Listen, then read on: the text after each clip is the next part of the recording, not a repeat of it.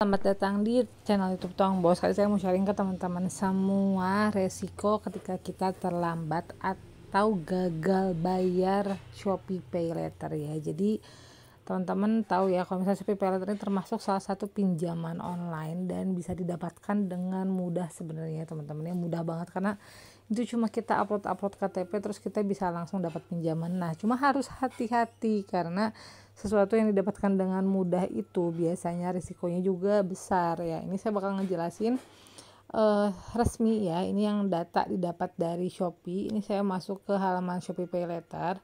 Lalu kita bisa lihat di sini ini untuk Q&A-nya, question and answer ya, pertanyaan yang sering ditanyakan di Shopee Pay Later. Nanti teman-teman bisa lihat masuk ke sini ya. Jika terlambat melakukan pembayaran Shopee Pay Later itu apa sih yang terjadi? Nah, di sini itu dikasih tahu ya teman-teman. Saat pertama, kalau misalnya kita melakukan terlambat bayar Shopee Pay Later itu akan dikenakan denda sebesar 5% per bulan dari seluruh total. Nah, ini ya 5% dari total tagihan. Ini bisa dilihat. Ini kalau misalnya kita tagihannya 100.000, lalu denda karena telat bayar itu dikenakan 5%. 5% dari 100.000 itu adalah 5.000 ya. Jadi total yang harus dibayarkan adalah 105.000. Itu yang pertama. Yang kedua adalah pembatasan akses fungsi di aplikasi dan penggunaan voucher Shopee. Jadi ini kalau misalnya kita telat, kita bisa nggak ngeklaim voucher diskon atau voucher gratis ongkir di Shopee ya teman-teman. Yang ketiga adalah peringkat kreditnya di SLIK itu akan berpengaruh.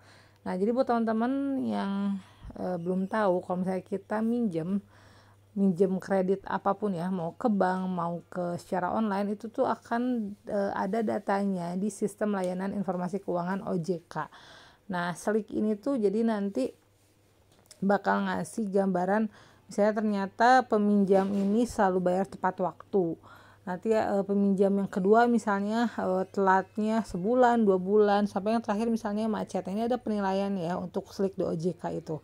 Jadi yang pertama ketika dia nggak pernah minjem atau selalu tepat waktu itu bilang disebutnya lancar. Lalu ada yang kedua itu urutan yang kedua ada dalam perhatian khusus. Ini bisa lihat ya, nunggak pembayaran antara 1 sampai 90 hari. 1 hari pun dihitung ya, teman-teman. Ini kurang lancar itu antara 90 sampai 120 hari. Berarti kurang lebih 3 sampai 4 bulan ya. Ini yang diragukan itu mandek lagi nih pembayarannya 4 bulan sampai 6 bulan dan yang terakhir ini lebih dari 6 bulan itu dibilangnya kredit macet. Ya, jadi dia nunggak dan nggak bayar selama 6 bulan. Nah, itu ya nanti akan ada urutannya nih, misalnya akun kita atau KTP kita tuh masuknya yang mana gitu kategorinya.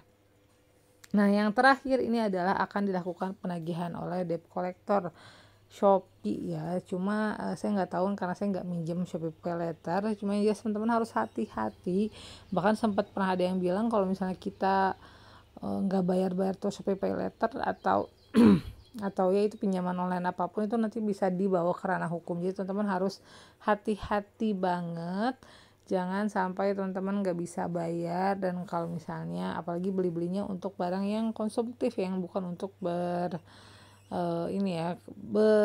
dibutuhkan. Oke, itu aja infonya, semoga bermanfaat buat teman-teman semua. Suka dan video, jangan lupa klik like, subscribe akun ini. Yang kalau ada pertanyaan silahkan tanya di kolom komentar. Terima kasih.